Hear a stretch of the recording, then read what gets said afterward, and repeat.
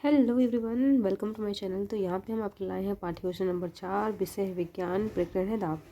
ठीक है, प्रकरण को अंडरलाइन करेंगे, सामान्य उद्देश्य लिखेंगे, फिर लिखेंगे विशिष्ट उद्देश्य। विशिष्ट उद्देश्य पहले लिखेंगे ज्ञानात्मक में छात्राएं दाब की जानकारी प्राप्त कर सकेंगी, बोधात्मक में छात्राएं दाब की व्याख्या कर सकेंगी, प्रयोगात्मक में छात्राएं दाब का दैनिक जीवन में महत्व समझ सकेंगी। सामान्य उद्देश्य, विशिष्ट उद्देश्य हमने 3 पढ़ लिए। यहाँ पे चौथे में लिखेंगे कौशलात्मक में लिखेंगे छात्राएं दाब को चार्ट के माध्यम से दिखा सकेंगी, और रुचात्मक में छात्राएं दाब के अध्ययन में रुचि ले सकेंगी। ठीक है, सहायक सामग्री यहाँ पे कक्षा उपयोगी सामग्री हो गई। पूर्व ज्ञान यहाँ पे छात्राओं को बल के बारे में सामान्य जानकारी है। पाठ संगठन, पाठन प्रविधि लिखने के बाद हम लिखेंगे प्रस्तावना में बच्चों से प्रश्न पूछेंगे। तो पहला प्रश्न पूछेंगे, पानी में कौन कौन सी वस्तुएं डूब जाती हैं? तो बच्चे आंसर करेंगे भारी वस्तुएं पानी में डूब जाती हैं। भारी वस्तुओं को उठाने के लिए क्या लगाते हैं? तो भारी वस्तुओं को उठाने के लिए बल लगाते हैं। किसी सतह के इकाई क्षेत्रफल पर लगने वाले बल को क्या कहते हैं? ये समस्यात्मक प्रश्न होगा, और इसी समस्यात्मक प्रश्न का आंसर हम अपने उद्देश्य कथन में करेंगे।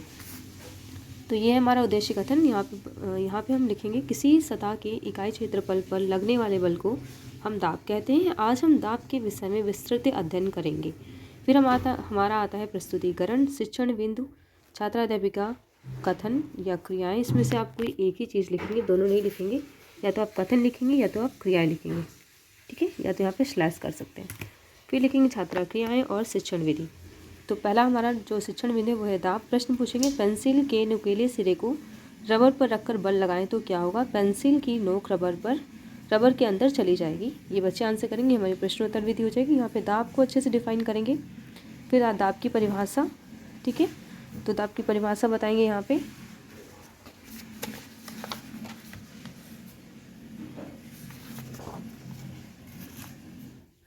फिर यहाँ पे दाब का बताएंगे हम, यहाँ पे फॉर्मूला बताएंगे दाब का। दाब बराबर बल बटे क्षेत्रफल। ठीक है, PFA को अच्छे से बता देंगे क्या है। दाब का मात्रक बताएंगे। दाब का मात्रक यहाँ पे न्यूटन, बल का मात्रक न्यूटन होता है, क्षेत्रफल का मात्रक मीटर स्क्वायर होता है, तो दाब का मात्रक न्यूटन पर मीटर स्क्वायर। ठीक है, बोध प्रश्न पूछेंगे। मिनिमम आप 3 बोध प्रश्न पूछ सकते हैं, और मैक्सिमम 5। ठीक है, उसके बाद हमारे यहाँ पे आएगा श्यामपट्ट सारांश। ठीक है, श्यामपट्ट सारांश दाब लिखेंगे, और श्यामपट्ट सारांश थोड़ा सा मैटर कम है, आप चाहें तो उसको और बढ़ा सकते हैं मैटर को। ठीक है, फिर निरीक्षण कार्य लिखेंगे। फिर लास्ट में पुनरावृत्ति प्रश्न आएगा, 1-2 प्रश्न पूछ लेंगे, रिक्त स्थान की पूर्ति पूछ लेंगे, और गृह कार्य देकर अपनी पाठ्य योजना को समाप्त करेंगे। तो ये पाठ्य योजना आपको कैसी लगी कमेंट में ज़रूर बताइएगा। कोई भी क्वेश्चन हो तो आप पूछ सकते हैं।